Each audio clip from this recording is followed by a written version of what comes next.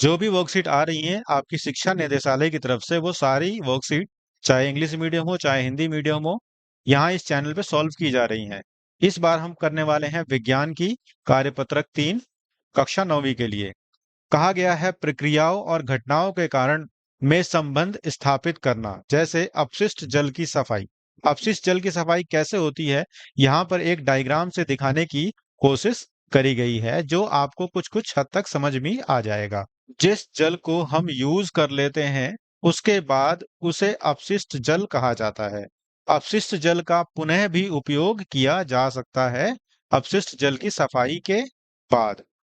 घरों, उद्योगों, कृषि और मानवीय गतिविधियों से यह अपशिष्ट जल तैयार होता है। इसे वाहित मल कहा जाता है। वाहित मल मतलब नाली में जो पानी बह रहा होता है ना, इसको हम वाहित मल कहते हैं। वाहित मल एक तरह का लिक्विड यानी तरल अपशिष्ट है जो जल और मृदा दोनों को प्रदूषित करता है।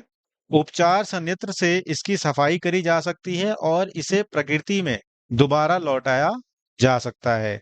यह 4 स्टेप्स हैं जहां पर आपको समझाया गया है कि इसके कैसे ट्रीटमेंट करी जा सकती है। देखिए, पहला स्टेप है बार स्क्रीन। बार स्क्रीन में क्या होता है, कुछ ऐसे बार्स होते हैं, पानी जब इधर से फ्लोट करके उस तरफ निकलता है तो मोटी मोटी जो भी प्लास्टिक की या ऊपर जो चीज होती है वो छन जाती है। दूसरा है रेत और धूल हटाना। रेत और धूल, ऐसे बहुत सारे कंकड़ होते हैं, यहाँ पर रेत होती है, इस पे जब पानी ऐसे पास किया जाता है तो यह काफी हद तक छन जाता है। तीसरा है जल शोधक। जल शोधक से पानी स्पष्ट रूप से साफ हो जाता है। कुछ इस तरीके से टेढ़ा होता है, इसमें ऐसे छिद्र होते हैं। जब पानी ऐसे फ्लोट करके यहाँ से निकाला जाता है तो निकालने के बाद जो भी छोटे छोटे कण होंगे वो सारे अंदर इधर चले जाएंगे और क्लियर पानी, क्लियर बिल्कुल साफ सुथरा पानी यहाँ पर जाएगा।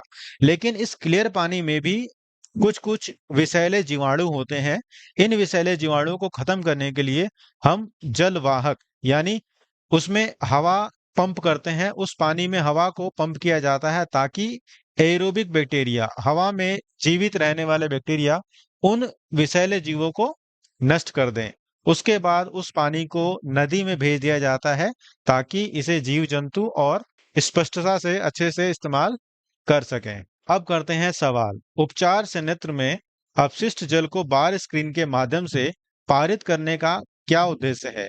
बार स्क्रीन के माध्यम से मैंने आपको बताया था यहाँ पर कि जो मोटे अपशिष्ट पदार्थ होते हैं वो बाहर निकल जाते हैं। तो इसका आंसर सी होगा, चिथड़े और प्लास्टिक के पैकेट जैसी बड़ी वस्तुओं को हटाने के लिए।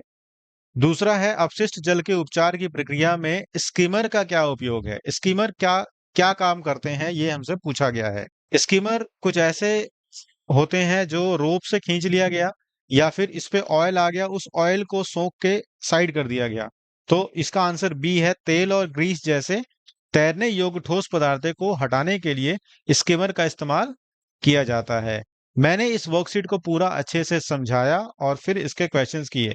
बेटा आप भी इसे पहले समझिएगा तभी क्वेश्चंस को करिएगा, क्योंकि ये डायरेक्टली आपके एग्जाम में पूछे जाएंगे और ये बहुत जोर शोर से दिल्ली सरकार हमारे स्कूलों में करा रही है।